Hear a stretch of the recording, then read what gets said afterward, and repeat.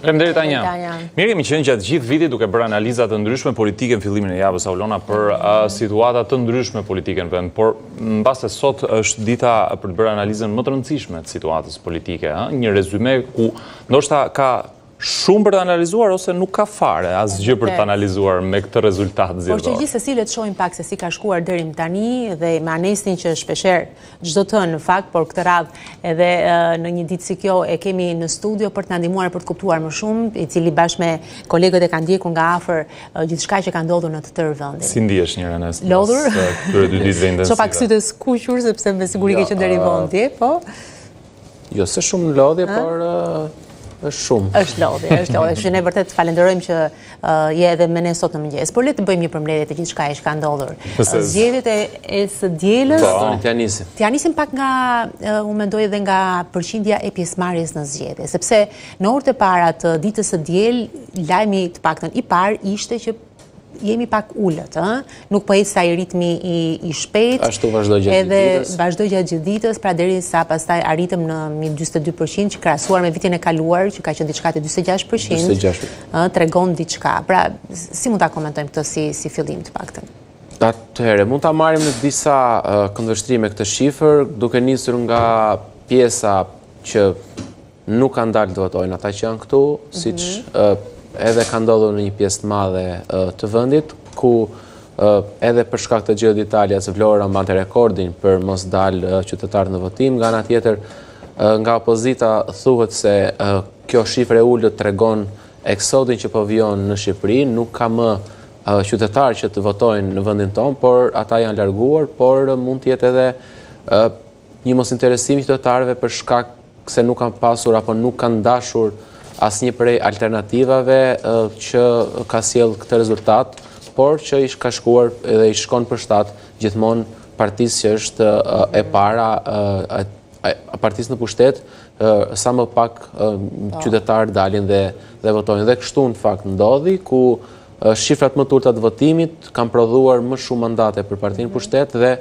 kanë dëmtuar më shumë opozitën, duke nisur nga Partia Demokratike e deri tek forcat e tjera që nuk kanë arritur të marrin edhe asnjë mandat. Vlora, mos gaboj, ka qenë qyteti me Vlora ka qenë me pjesëmarrje më të ulët. Historikisht ka qenë Vlora.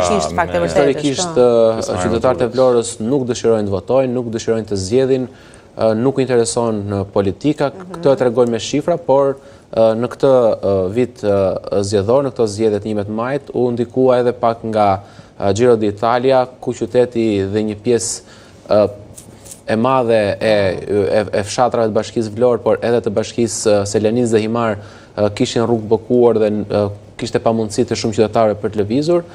Pati një debat për ta shtyrë procesin e votimit edhe me 2 orë, por nga ana tjetër opozita nuk pranoi dhe KQZ-ja pranoi kërkesën e opozitës dhe votimi nuk pati asnjë shtyrje. Megjithatë ka diçka Nesti që ndërsa shifrat e pjesëmarrjes janë më të ulta, nëse e krahasojmë me 4 vite më parë, fuqizimi i partisë në pushtet është disa herë më i madh. Kemi shkuar në 82 mandate, projeksionet dje arritën dhe 83-shin, por zbritën pas ditës 82. Votat e diasporës mund të ketë sërish ndryshime ku mund të arrihet, por në çfarë? Pra, rritje e Partisë Socialiste apo rritje e Partisë Socialiste mund të arrijmë edhe te 84, pasi po luhet për një mandat në Tiranë ku Partia Socialiste mund të arrijë 20-ën që është edhe synimi i tyre, nga ana tjetër edhe qarku i Fierit mund të ketë ndryshim sërish, ku mund të shkojmë 13 me 3 nga 12 me 4 që jemi aktualisht, por do të presim deri në fund votat e diasporës. Dhe ajo që thatë ju Kristi, që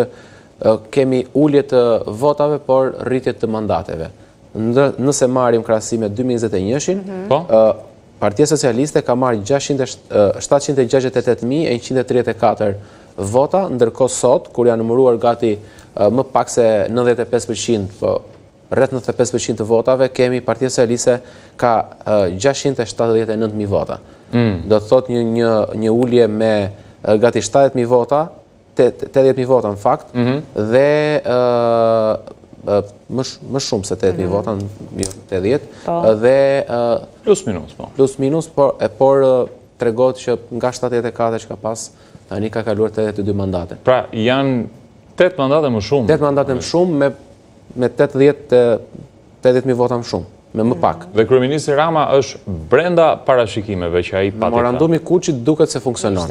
Herë e dytë që 78 me 88, po të shikosh edhe krahasimet apo projekcionet e kryeministrit në qark pas qarku, në mandatet ku janë 100% të sigurta që zoti Rama premtoj që do i kishte në rritje, kanë dalë. Ndërkohë kemi çedim në vetëm 2 qarqe për mandatet që thoj me +1 tek me 50% mundësi, por surpriza edhe për socialistët ngelet qarku i Fierit, ku në gjitha projekcionet e socialistëve në më të mirat flitej për 11 mandate, ndërkohë kemi arrit në 12 dhe po synohet. A ka pasur një koment apo një reagim nga ana e forcave të Partisë Demokratike të paktën për Fierin në orët e fundit? Nuk e di kush prej tyre ka dalë të komentoj rezultatin e cilit qark, po Fieri ka një disfat madhe, me sa duket, për Partinë Demokratike. Nuk ka asnjë reagim ende për çështjet qark pas qarku, vetëm reagim për në nivel kombëtar ka pas nga zoti Berisha ditën e djeshme, i cili nuk e ka pranuar, por ka qenë një konfuzion nëse ka pranuar vërtet rezultatin e zgjedhjeve apo do të ketë atë procesin e kontestimit. Deklaroi se do të presim numërimit deri në fund dhe inkurajoi numëruesit që të mos dekurajohen. Nga ana tjetër, numërim për çfarë? Numërimin e të gjitha votave, pasi presin deri votën e fundit për pas një deklaratë zyrtare se si e lexojnë këto zgjedhje, ku kanë çeduar, kush është problematika. Më fal, në një kohë kur diferenca tani që flasim ne, është 230.000 kusur vota. Ka ndonjë vlerë të presësh votën e fundit për të bërë një koment apo një reagim përfundimtar, pra si në respekt të çdo vote ka sens që të presësh deri në fund për të pasur një reagim që të jetë më i plot, por edhe tani duket shumë qartë trendi që nuk është se do mund të arrihet për mbysje edhe me kaq vota sa kanë merë. Që diferenca ka ardhur duke u thelluar. Nuk u përmbys dot kur ishin 50% e kutive të hapura, tash kanë shkuar në daljen e tij zoti Berisha dje, mbasi natyrisht kërkon të jepte zemër, le të themi të tive në kudo ku numëroheshin votat, por u duk sikur gjithsesi ajo që gjithë presin një reagim të tij, ndoshta një le të themi mbajtje të përgjegjësisë, se jo.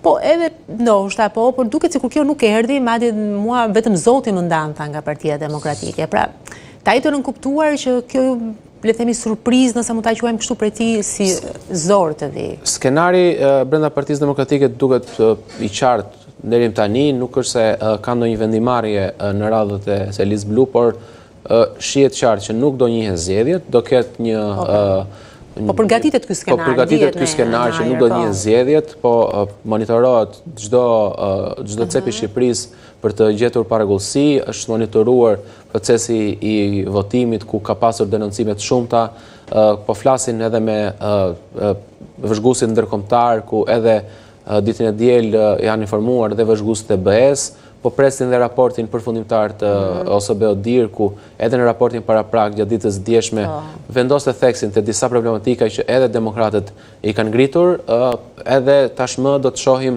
hap pas hapi se si ata do të veprojnë për të arritur deri në atë që ata synojnë kontestimi apo edhe ripërsëritja e zgjedhjeve, një dënim të zgjedhjeve nga ndërkombëtarët të mos njihen edhe nga vëzhguesit e huaj, por kjo do të jetë një rrugë shumë e gjatë. Sa i takon mbajtjes së përgjegjësisë nga zoti Berisha apo mbajtjes së fjalës për atë që ka thënë që kryetari që humbet do të largohet dhe nuk ka të drejtë rikandidimi, duhet presim shumë gjatë që kjo mund të vijë në fund, vetëm kur të mbarojë gjithë procesi i kontestimit apo i dokumentimit të asaj që ata quajnë Partia Demokratike të njohë zgjedhjet elektorale. Rezultatin e zgjedhjeve që më sa duket. Po tani kjo është një skenar që është parë, kam përshtypjen, edhe në zgjedhjet kaluara apo jo. Në çdo palë zgjedhje. Në çdo palë zgjedhje kemi qenë në këtë situatë. Si ka shkuar në të kaluarën përgjithsisht ky cikël, pra, që ti përfundon zgjedhjet, nuk i njeh, fillon mbledh dokumentet për t'ia treguar ndërkombëtarëve, pret derisa të ketë një reagim prej tyre, pra sa zgjat ky proces? Në 2021 ishin zgjati pak brenda radhave të Partisë Demokratike, pasi u futën në një proces zgjedhor të brendshëm ku nuk u bë një analizë aq e thelluar dhe dokumentim i asaj që ata quajtur në atë kohë masakër zgjedhore. Në 2023-shin zgjati më shumë ku Bën një libër kaq atëherë. U prodhoi një libër me gati 700 faqe ku qark pas qarku, bashki pas bashkie evidentoheshin shkeljet e pretenduara prej demokratëve, pati edhe një fushat ndërgjegjësimi me ndërkombëtarët, por nuk u arrit asgjë pasi tashmë bashkit po funksionojnë sipas zgjedhjeve të 2023-shit dhe do të presim nëse do të ketë një hap më tej në këto zgjedhje, një dokumentim më të qartë, një ngritje zëri më e madhe, lobim më i madh tek ndërkombëtarët, ndoshta mund kemi protesta, mund kemi atë aksionet e mosbindjes civile. Rifillon cikli pra. Rifillon cikli nga e para, por do të shohim se sa do të zgjasë ky cikël, pasi nëse i qëndrojmë besnik statuti Partisë Demokratike, zoti Berisha mandatin 4 vjeçar nuk e përfundon tani, por e përfundon në prill të 2026-s dhe do të shohim nëse ky cikël vërtet do të mbyllet deri në prill, ku do të mbarojë gjithë analiza e zgjedhjeve, ku është gabuar dhe ku socialistët kanë qenë më dinak se që lejon ligji, dhe do të shohim deri në fund nëse do të arrihet në një gjë apo do të shkojmë në situatën ku pranojnë heshtje zgjedhjet dhe opozitarët hyjnë në institucione duke de facto dhe de jure duke pranuar zgjedhjet, pavarësisht se çfarë thonë në publikisht nuk i kanë pranuar. Edhe në anën tjetër shohim Ramën që është më relaksuar natyrisht me të drejtë, sepse i ka realizuar vetëm pritshmëritë, por që madje edhe më shumë se sa kaq, kemi parë që ka marrë të paktën urime nga Meloni me sa duket. Do fillojnë gjithë liderit botëror nga motra për vllajën, si ishte duke u kristalizuar procesin e numërimeve, do fillojnë gjithë liderit europian, një pjesë e madhe tyre do ta urojnë edhe live ditën e premte në samitin që do të bëhet në Tiranë, që po përgatitet. Është në situatën më komode kryeministri që mund të ketë pas një politikan. Me Thaçin ka pas një telefonat ditën e djeshme ku edhe me atë ka shkëmbyer mendime dhe atë situatën se çfarë ka ndodhur, do të presim tashmë fjalimin e fitores së kryeministrit se si e lexon ai këtë vot, do të jetë një vot për arrogancë më të madhe ndaj opozitës apo për shërbim më të madh ndaj qytetarëve për besimin që ju dha në këto zgjedhje, do të shohim me shumë këshëri, por edhe atë çfarë do thotë liderëve europian ditën e premte kur do të mblidhen në samitin që do të bëhet në Tiranë. Megjithatë, duhet të thënë që qetësia ka qenë e paparë në kampin socialist, apo edhe ka qenë një ditë votimesh, Anesti, ku pak kishte për të thënë. Pra, nisi me qetësi, përfundoi me qetësi, me përjashtim një episode të sporadik në një nga zonat e kryeqytetit, që mund të merret për të shqyrtuar dhe për të analizuar absolutisht, por që vetëm aq, më pas edhe procesi i numërimit duket sikur po përfundon shumë më shpejt këtë herë, pa shumë kontestime. Procesi procesi më model që domethënë i pjesës së zgjedhjeve në Shqipëri, pasi nuk ndodh vjedhja apo tjetërsimi i votës në proces në numërimit. Nëse ndodh, ka ndodhur më përpara, nuk presin që të tjetërsojnë votën para të kamerave ku monitorohet gjithçka, ku çdo parti pa ndonjë shkak të madh mund të kërkojë rinumërim dhe shtimin e vëzhguesve gjatë procesit numërimit. Ankesa ka qenë ndoshta një bashkëpunimi në të kaluarën për votat e partive të reja apo të vogla, tashmë nuk ndodh më kjo, pasi çdo parti nëse kërkon të rinumëroj votat, do t'i rinumëroj çdo kuti që kërkon ajo dhe nuk mund të ndodhin ato tjetërsime. Nëse mund të bëjmë një koment, ose nëse ka patur një koment nga partitë e reja, sidomos, duhet të thënë që përtej faktit të rezultatit Partisë Demokratike dhe rezultati partive të reja, ku pritshmëritë ishin shumë të mëdha, që ndoshta mund të krijoheshe vetvetiu dhe një pol i tretë, pse jo, për të bërë dhe opozita ashtu siç duhet, duket sikur edhe këto, le të themi, shkëndija shpresë sikur u shuan dhe shumë e kanë komentuar që ky ishte momenti që ato mund të lulëzonin dhe me sa duket ky moment nuk u shfrytëzua siç duhet. Sërish duhet parë në dy këndvështrime kjo situatë, pasi nuk është se partitë e reja kanë dështuar me numër votash, kanë dështuar me numër mandatesh. Nëse i hedhim një sy shifrave në gjithë qarqet, është nisma Shqipëria bëhet, e cila arrin të marrë më shumë se 5.000 apo edhe 8.000 vota në disa qarqe të mëdha. por për shkak edhe nga diaspora madje ka pasur goxha vota. Do të presim deri në fund se diaspora ka ecur shumë avash procesi, mund të zgjasë deri në fund të javës me këto ritme që po vijnë, por më pas është partia e Zotit Sheja, e Zotit Qori. Që kanë pak nga një mandat. Por problemi është te sistemi zgjedhor. Nëse do të kishim një sistem proporcional kombëtar me lista në të gjithë me lista të plota në të gjithë vendin, do të kishim partitë e vogla në 3 apo 4 mandate secila. Si Nisma Shqipëria bëhet, si mundësia, si PSD do të kishin Lëvizja Bashkë të tjerë. Do të kishin 2, 3 apo edhe 5 mandate. Por për shkak të këtij sistemi që vota ndahet qark pas qarku, në shumë prej votave humbasin dhe nuk prodhohet mandati, siç është rasti i Nisma Shqipëria bëhet që në shumë qarqe të mëdha arrin deri në 7.000 apo 8.000 vota, por nuk arrin dot te pragu për të kapur një mandat.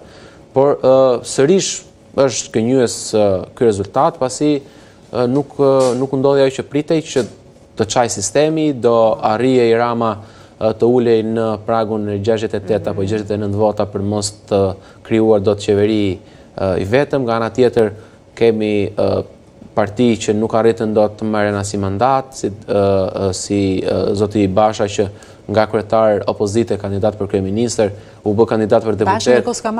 Nuk arritur dot të marr mandat, do të presim edhe reagimin nga Basha nëse do të vjet fraza e përhershme, lufta sapo ka filluar, apo mund të ketë një dorëzim të tij pas këtyre zgjedhjeve, të cilat ishin zhgënjyese. Dhe nga ana tjetër do të shohim edhe reagimet e partive të reja, çfarë modeli do të japin pas këtyre zgjedhjeve, si do të vazhdojnë, sepse synimet e tyre gjithmonë ishin ne do të marrim grup parlamentar, ne do të çajmë sistemin, ne do marrim kaq vota. Megjithatë, do të thotë që për herë të parë zëri i tyre do të dëgohet në parlament, të paktën për një përfaqësues nga secila parti, që është kanë bërë disa premtime. Zoti Lapaj ka premtuar se nëse do të merret një mandat në Tiranë dhe në të gjithë Shqipërinë dhe do të takojë atij në listë e hapur, ai nuk do të pranojë që të hyjë në kuvend. Nga ana tjetër kemi premtimin e zotit Qori që thotë nëse nuk marrim 2 mandate dhe ai të hyjë në parlament pas zotit Redi Muçi, ai do të jap dorëheqjen nga drejtimi i partisë dhe do të shohim modelin që do të japin këta lider të rinj, nëse do të mbajnë këtë stekën ku e ngritur kaq lart që thonë do të japin dorëheqje nëse nuk arrim objektivin, apo do të kemi ato justifikimet e liderëve të vjetër që u vodhën. Do të shohim edhe një herë, presim dhe 4 vite se ndoshta ndryshon diçka, do të shohim me shumë kuriozitet edhe këtë pjesë, por sërish e them që është rezultat të shkënjës.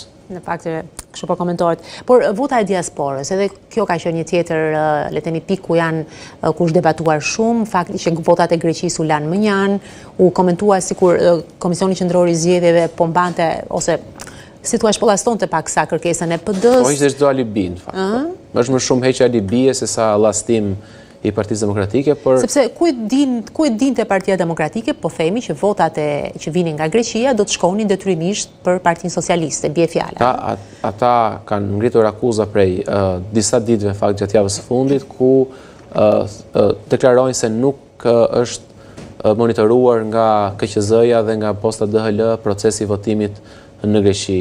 DHL-ja ka bërë në kontraktim me postat lokale, nuk dihet se si votat kanë shkuar te qytetarët, kanë indicie dhe dokumentim nga shumë qytetarë në Greqi që kanë pohuar se kanë kërkuar të votojnë, u është thënë që të shkojnë të marrin zarfet në zyrat të cilat nuk kanë qenë zyrtare të postave, por kanë qenë edhe lokale apo dyqane të ndryshme në shumë vende të Greqisë, dhe kur kanë shkuar aty, u është thënë se vota juaj është tërhequr dhe tashmë dikush tjetër ka votuar për ta.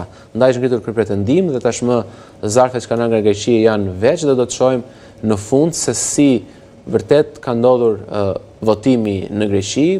Zonja Topalli ka deklaruar edhe ditën e djeshme se pas asaj që panë në Berat, ku më shumë se 95% e votave shkonin në favor Partisë Socialiste, në Greqi me ironi tha jo, do të shkojnë edhe 120% e votave për Partinë Socialiste. Nesti, duke u ndalur pak vetëm tek në Partia Demokratike dhe mandatet që ka aktualisht 14 mandate, të paktën mund të shkojë 13, mund të qëndrojë 14, është në luftë me mundësi. Nëse do të qëndroj në kuotën e 14 mandateve, 2 të preferuarit e listës hapur të deputetëve të Partisë Demokratike janë Zoti Ali Mehmeti dhe zonja Tabaku, të paktën për deri tani kur janë numëruar votat e Bashkisë Vor elektronikisht dhe votat e njësisë 10, por do të shihet deri në fund, por edhe brenda radhës Partisë Demokratike. Mund të themi që është një indicje e këtij trendi edhe brenda radhës Partisë Demokratike, të gjithë besojnë se këta do të jenë dy më të votuarit, edhe kanë qenë dhe më aktivët në fushat, kanë më shumë shtrirje në terren për shkak se kanë një karrierë më të gjatë politike. Zonja Tabaku për disa mandatesh është në parlament, ka arritur të punojë gjatë gjithë fushatës. Ka qenë aktive, në fakt. Ka qenë aktive, edhe zoti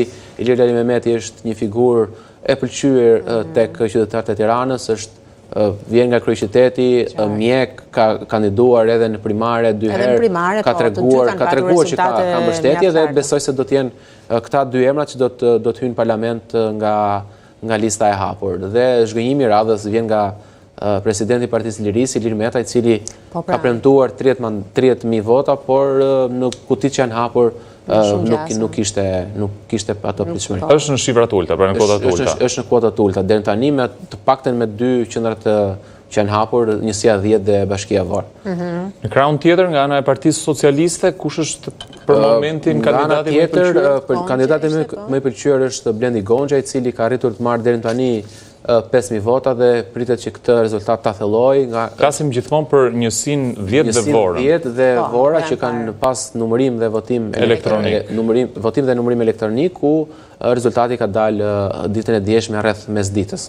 Dhe do të vijë, besoj se brenda ditës sotme do të nisë numërimi edhe për kandidatët edhe në Tiranë, ku tashmë duket se Pra deri më tani nga Partia Socialiste është Blendi Gonxha, mos gaboj Fatmir Xhafaj, Erion Braçe, presim tjetër. Pra në kampin e socialistëve, duke qenë se për Tiranën ka 19 mandate, edhe interesi dhe pritshmëritë janë të larta. Ka më shumë shanse socialistët. I thonë 7, 7 deputet që vinë nga lista A. Me kodin elektoral, 1 në 3 do të jetë grua dhe për llogaritet që janë 5 burra dhe 2 gra që do të hyjnë në parlament. Pak a shumë kush janë gratë? Ende nuk dihet, pasi nuk kemi shumë kuti të hapura dhe nuk ka pas një mund të ndryshoj shumë edhe rezultati me hapjen e kutive të tjera. Faleminderit Anesti shumë për analizën tënde. Ne do të jemi sigurisht duke monitoruar numërimin e votave të fundit përgjatë programit ditës sotme, do të jemi vetëm pas pak edhe me lidhje të tjera drejt për drejta, kështu që do të shkëputemi për pak. Ne themi shumë shpejt me Tanjën mbi të gjitha, kështu që qëndroni aty, mos u largoni.